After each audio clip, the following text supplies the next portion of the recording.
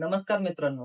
व्हिडिओच्या थंबनेलवरून तुम्हाला समजले असेल आजचा टॉपिक कुठल्या विषयावर होणार आहे. आपल्या सर्वांना माहिती होतं सप्टेंबर महिन्यामध्ये पोलीस भरती निघणार होती. त्या हिशोबाने सरकारने पूर्ण तयारी केली होती. त्यांनी सगळ्या गोष्टींचा आराखडा मागवला होता. किती जागा खाली आहेत त्या गोष्टीही त्यांनी मागून घेतल्या होत्या व त्या साईडवरती त्यांनी अपलोडही केलेत. पण आता मराठा आरक्षण मुद्द्यामुळे ही भरती पुढे रखडली जाणार आहे. त्याचबरोबर मराठी समितीचे अध्यक्ष पाटलांनी ते देखील असे बोलले आहेत की जोपर्यंत या जी.आर. वरती पूर्ण अंमलबजावणी होणार नाही तोपर्यंत कुठलीच भरती प्रक्रिया होऊ देणार नाही. त्याचबरोबर कुठलाही विभाग, फक्त पोलीस भरती नाही, कुठल्याही विभागामध्ये भरती घेता येणार नाही असं त्यांनी सांगितले आहे. त्यामध्ये सरकार काय करू शकतं? सरकारकडे काय एक ऑप्शन आहे. सरकार यामध्ये एकतर त्या आरक्षणासाठी जेवढ्या जागा आहेत त्या जागा राखीव ठेवून पुढे ते आपले जे बाकी उर्वरित जागा आहेत त्या जागेवरती ते भरती घेऊ शकतात. पण यासाठी जरी मराठ्यांनी विरोध केला तर ही गोष्ट होणे अशक्य आहे. तर यासाठी सगळ्यांनी तयार राहावं. या गोष्टीचा कुणाला फायदा होईल?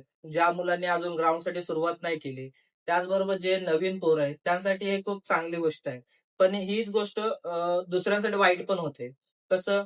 तर आता ज्या मुलांचं वय संपत आलंय, 1-2 महिन्यामध्ये ज्या मुलांचं वय संपणार आहे, हे त्यांच्यासाठी वाईट गोष्ट आहे. हे त्यांच्यासाठी धोक्याची बाब आहे. आता जे जागा आपल्याला गव्हर्नमेंटने सांगितल्या आहेत, त्यामध्ये खूप बदल होऊ शकतो. कारण ओपन कॅटेगरीच्या जागाही आता कमी जास्त होतील. त्याबरोबर एबीसी वाल्यांना आरक्षण मिळतंय का नाही, हे एक महत्वाचा मुद्दा आहे.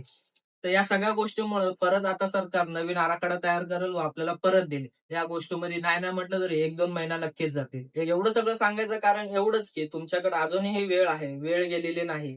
तरी सर्वांनी मन लावून तयारी करा. अभ्यासाला टाईम द्या. ग्राउंडवर लक्ष द्या. कुठल्याही दुसऱ्या गोष्टीमध्ये फसू नका.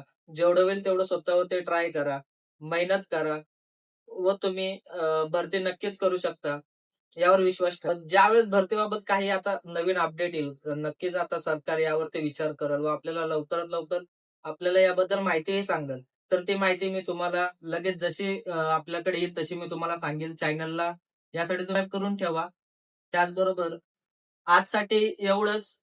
मित्रांनो मित्रांनो परत भेटूया नवीन विषयाबरोबर, नवीन मुद्द्यासोबत. तोपर्यंत सर्वांना बेस्ट ऑफ लक. प्रयत्न करा, तुम्हाला यश नक्की